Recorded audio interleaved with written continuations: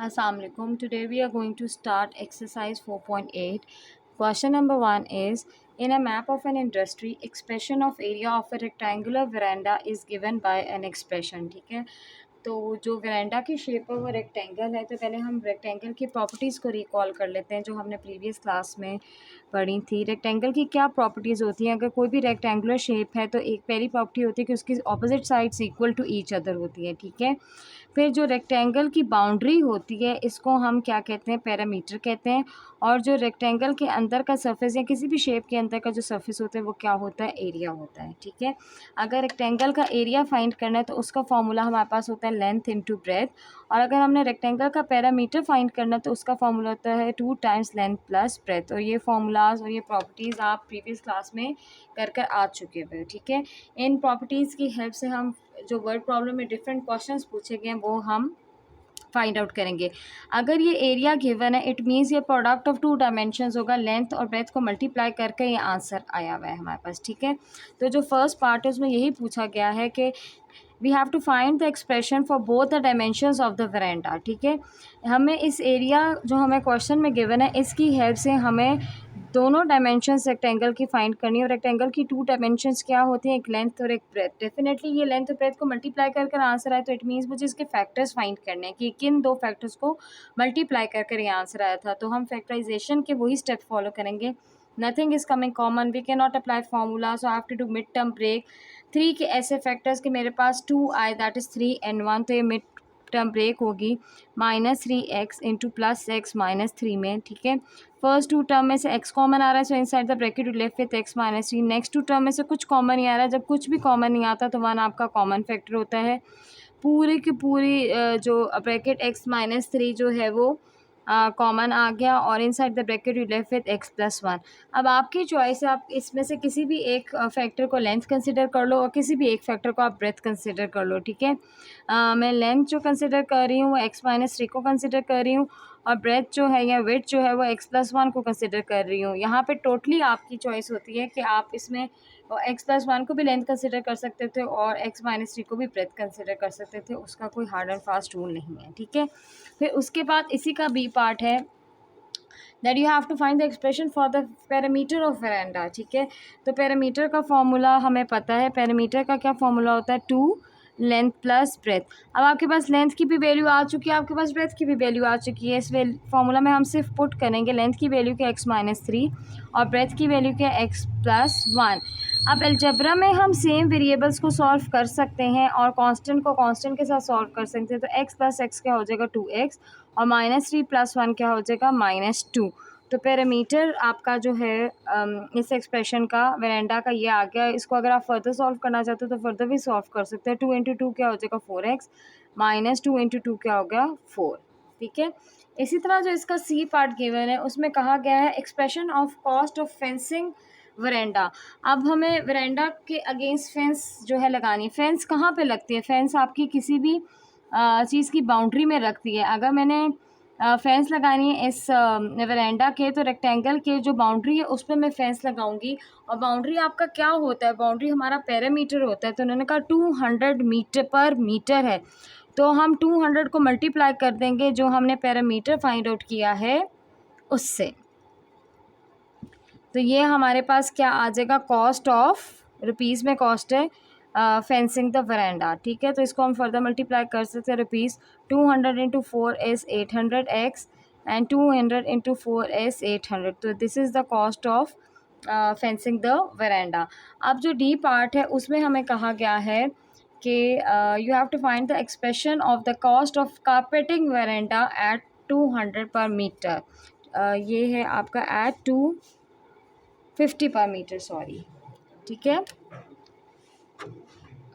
तो कारपेट हम किधर प्लेस करते हैं? कारपेट हम सरफेस पे जो है वो प्लेस करते हैं ना। तो सरफेस आपका क्या होता है? आपका एरिया होता है। तो इट मीन्स कि हम 250 को मल्टीप्लाई करेंगे किससे? एरिया से। और एरिया आपको क्वेश्चन में ही गिवन था, तो हम 250 को मल्टीप्लाई कर देंगे जो एरिया हमें क्वेश्चन में गिवन था, दैट इज़ x² - 2x - 3। ठीक है, और ये आपका आंसर हो गया। इसको बेशक आप इस 250 को इनसाइड द ब्रैकेट मल्टीप्लाई करके लिख दो या ऐसे लिख दो, इन बोथ द वेज आपका आंसर करेक्ट है। Now in question number 2, it is written you have to find the area of a square shaped surface of a machine is given by expression and we have to find different questions are given to us. ठीक है, पहले तो हम square की properties discuss कर लेते हैं. अगर कोई भी स्क्वायर शेप आपको चीज़ गिवन है, यहाँ पे मशीन की बात हो रही है, तो स्क्वायर शेप की कोई भी चीज़ हो तो उसकी सारी साइड्स क्या होती है, इक्वल टू ईच अदर होती है. ठीक है, अगेन स्क्वायर की बाउंड्री आपका पैरामीटर हो जाएगा और स्क्वायर के इनसाइड वाली सरफेस आपका एरिया हो जाएगा. अब स्क्वायर के एरिया का क्या फॉर्मूला होता है, एल स्क्वायर, एंड स्क्वायर के पैरामीटर का क्या फॉर्मूला होता है, 4L. ठीक है, ये भी आप फॉर्मूलाज प्रीवियस क्लास में कर चुके हो. सो क्वेश्चन नंबर 2 का ए पार्ट है expression for the length of the surface. हमें एरिया गिवन है, उससे हमें लेंथ फाइंड करनी है. हमें पता है कि जब लेंथ इनटू लेंथ है मल्टीप्लाई होकर इस एक्सप्रेशन का एरिया का आंसर आया हुआ है, तो हम इसको फैक्टराइज करेंगे इसकी ईच डायमेंशन फाइंड करने के लिए, और हमें पता है स्क्वायर की सारी डायमेंशन जो है वो इक्वल टू ईच अदर होती हैं. सो फैक्टराइजेशन के लिए फर्स्ट और लास्ट टाइम कंप्लीट स्क्वायर है. 25 is a complete square of 5, x square is a complete square of x, and 9 is a complete square of 3. और मिडिल टर्म में हम क्या प्लेस करते हैं, -2a एंड बी, और अगर आप इसको मल्टीप्लाई करो so you will get the same answer. 5 times 2 is 10, 10 times 3 is 30, तो वही बन रहा है. अब फैक्टराइजेशन में हम फॉर्मूला को क्लोज कर देते हैं, तो क्या आ जाएगा, 5x माइनस 3 का होल स्क्वायर. इस होल स्क्वायर का मतलब है 5x माइनस 3 आपके पास 2 टाइम्स है, तो एरिया इज जो L square means L into L है, तो लेंथ आपकी क्या आ गई स्क्वायर शेप मशीन की, दैट इज़ 5x माइनस 3. ठीक है, इसी तरह अगर आप बी पार्ट देखें तो you have to find the expression for the boundary of the surface. Boundary of the surface क्या होती है, आपकी पैरामीटर होता है, और पैरामीटर स्क्वायर के पैरामीटर का क्या फॉर्मूला है, दैट इज़ 4L. तो हम 4 को मल्टीप्लाई कर देंगे, एल की वैल्यू हम फाइंड कर चुके हैं 5x माइनस 3. इससे 4 times 5 is 20x and 4 times 3 is 12. So this is going to be the parameter of the square shape machine. ठीक है, फिर उसके बाद उन्होंने कहा गया है कि सी पार्ट में expression for the cost of polishing the surface of the machine eight 75 पर मीटर स्क्वायर. हमने उसके सरफेस मशीन को पॉलिश करना है और उसका रेट है 75 पर मीटर स्क्वायर. सरफेस आपका क्या होता है, एरिया होता है, और एरिया आपको क्वेश्चन में गिवन था, तो हम 75 को उससे मल्टीप्लाई कर लेंगे तो हमारे पास cost of polishing the surface of machine आ जाएगी.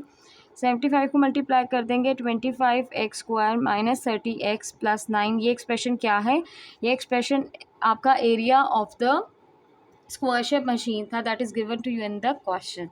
इन द सेम वे अगर आप डी पार्ट देखें तो डी पार्ट में कहा हुआ है we have to find the expression for the cost of edging around 2 sides of the machine surface.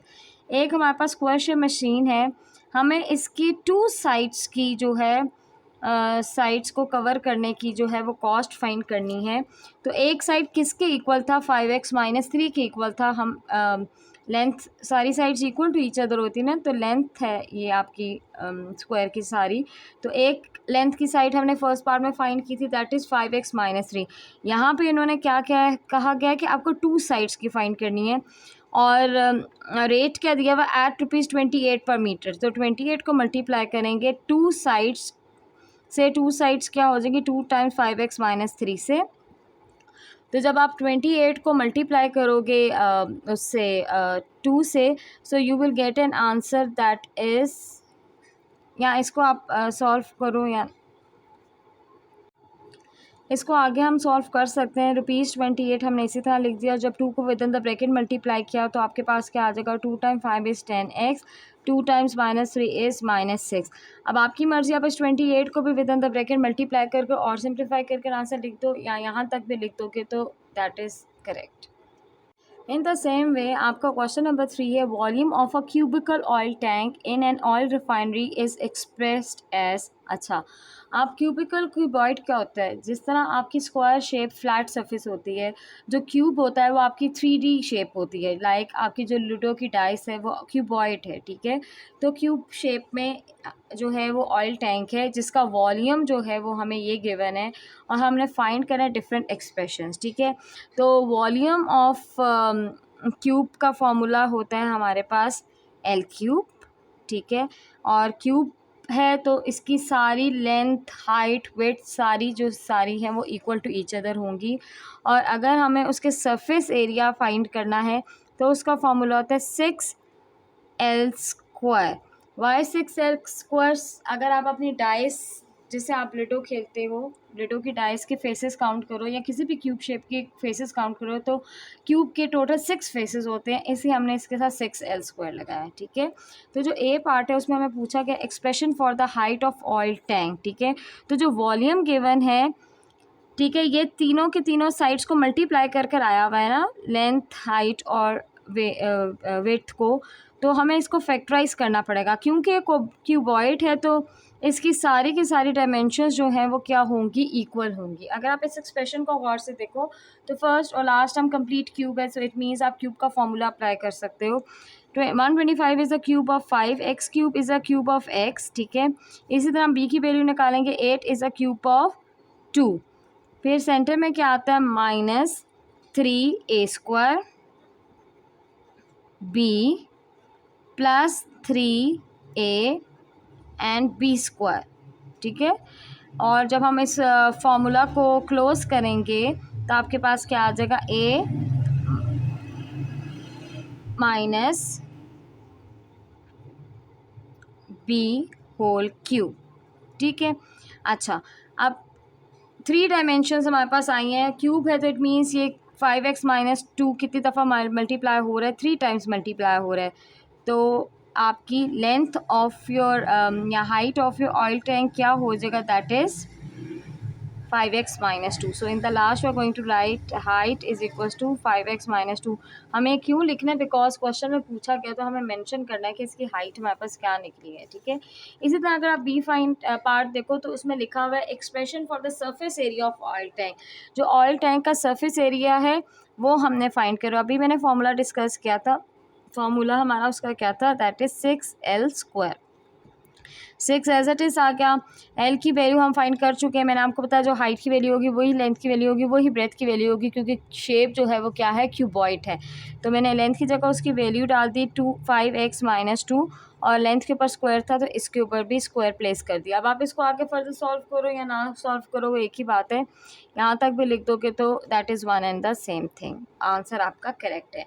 C part में उन्होंने कहा गया है expression for painting it from outside. ठीक है, इस क्यूबाइड को आउटसाइड से पेंट करने के लिए जो एक्सप्रेशन है वो बताना है एट द रेट ऑफ 32 पर मीटर स्क्वायर। आउटसाइड अगर हमने इस शेप को क्यूबॉइड को पेंट करना है तो क्यूबॉइड की कितनी फेसेस है, 6 फेसेस हैं, और उसका एरिया क्या है, जो 5x-2 है, जो उस एक फेस का एरिया है। तो क्योंकि ये हमने सिंगल डायमेंशन फाइंड किया है, तो अगर मुझे 32 रुपीज़ पर मीटर पेंट करने का जो है वो कॉस्ट है, तो मैंने जो सरफेस एरिया निकाला था मैं उसको 32 से जो है वो क्या कर दूँगी, मल्टीप्लाई कर दूँगी। तो 32 को हम मल्टीप्लाई करेंगे किससे, जो हमने सरफेस एरिया निकाला है 6 टाइम्स 5x-2 का होल स्क्वायर। जब आप 32 को 6 से मल्टीप्लाई करोगे तो आपके पास आंसर आता है 192 5x-2। ठीक है, ये आंसर रुपीज़ में है क्योंकि हम कॉस्ट फाइंड कर रहे थे। Question number 4 is a mechanical engineer working on wheels of a machine find the areas given by 2 wheels का एरिया फाइंड किया, A1 फर्स्ट व्हील का एरिया, A2 सेकेंड व्हील का area. Help him find the radii of both wheels. दोनों wheels के हमने radius find करने हैं। ठीक है, एरिया गिवन है और एरिया की हेल्प से हमने रेडियस फाइंड करना है। अब व्हील की क्या शेप होती है, सर्कल, तो सर्कल के एरिया का क्या फॉर्मूला होता है, πr²। ठीक है, तो इसकी हेल्प से हम कंपेयर कर कर वैल्यू फाइंड करेंगे रेडियस की। तो पहले हम एरिया ऑफ फर्स्ट व्हील लिख लेते हैं, फिर हम एरिया ऑफ सेकेंड व्हील लिख लेते हैं।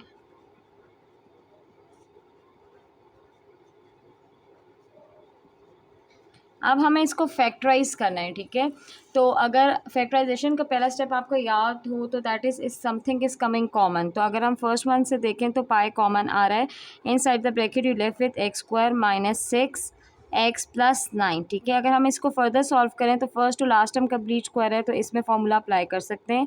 x² is a complete square of x and 9 is a complete square of 3, और सेंटर में आपके क्या आ जाता है -2 a एंड b, ठीक है। और इसके बाद हम फॉर्मूला क्लोज कर देंगे, that is a minus B का होल स्क्वायर।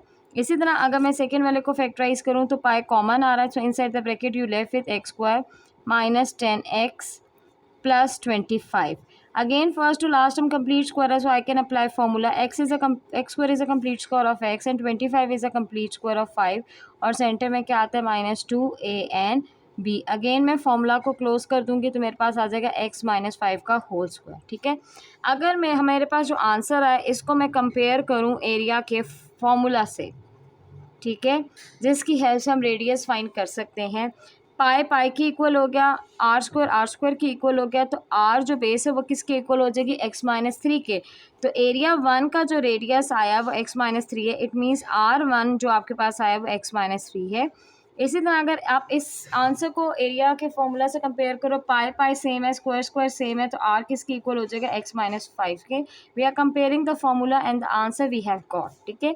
सो R2 की वैल्यू मेरे पास क्या आ जाएगी, दैट इज़ x-5। तो with the help of this हमने जो है radius of both the wheels find कर लिया।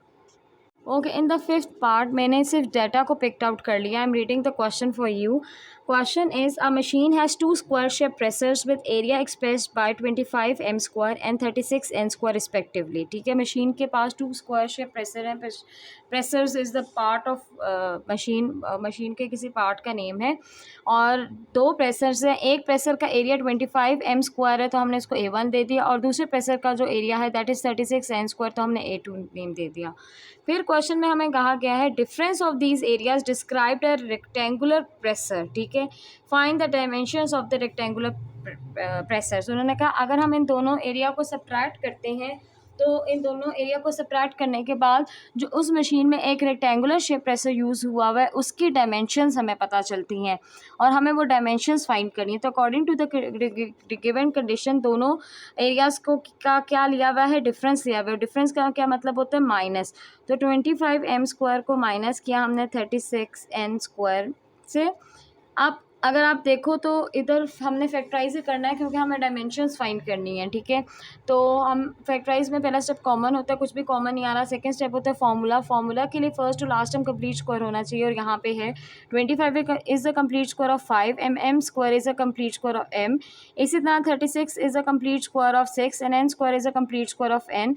तो ये क्या बन गया, a square minus B square. इसमें हम फॉर्मूला अप्लाई करेंगे a minus B and a plus B, ठीक है। तो आपके पास 2 डायमेंशंस आ गई रेक्टेंगुलर प्रेशर्स की। तो in the last we are going to write the statement therefore the dimension of the rectangular pressures are 5m minus 6n and 5m plus 6n. Question number 6, again the question is distance covered to hit the target is given by the expression x square plus 5x plus 6. तो it means जो distance का हमें answer दिया हुआ वो क्या है, x square plus 5x plus 6. We have to find the possible expression for the speed and the possible expression for the time. अगर याद हो तो आपने प्रीवियस क्लासेस में स्पीड डिस्टेंस और टाइम का चैप्टर पढ़ा होगा, जिसमें आपने स्पीड डिस्टेंस एंड टाइम का फॉर्मूला भी पढ़ा होगा। तो डिस्टेंस किसके इक्वल होता था, स्पीड इनटू टाइम के। इसका मतलब स्पीड और जब टाइम को हमने मल्टीप्लाई किया तो हमारे पास आंसर डिस्टेंस का है। तो अगर इनमें से मुझे स्पीड और टाइम के एक्सप्रेशंस फाइंड करने हैं तो मुझे इसको फैक्टराइज करना पड़ेगा डिस्टेंस को, ठीक है। तो फैक्टराइजेशन के वही स्टेप है, nothing is coming common. I can not apply formula because first and last term is not a complete square, so I have to do mid term break. 6 के ऐसे फैक्टर्स के 5 एंड दैट इज 2 and 3। तो middle term को break करेंगे plus 3x plus 2x plus 6 से। First 2 term में से x common आ रहा है, inside the bracket you left with x plus 3। Next 2 term में से 2 कॉमन आ रहा है, so you left with x plus 3। Full bracket x plus 3 common आ जाएगा और inside the bracket you left with x plus 2, ठीक है। तो इसका मतलब है इनमें से कोई एक स्पीड होगा और कोई एक टाइम होगा। अगर x प्लस 3 स्पीड है तो x प्लस 2 टाइम होगा, अगर x प्लस 3 टाइम है तो x प्लस 2 स्पीड होगा। सो हम यही स्टेटमेंट लिखेंगे, if speed is equals to x plus 2 then distance then time हमने फाइंड करना था, time is equals to x plus 3, and vice versa, if speed is equals to x plus 3, then time is equals to x plus 2.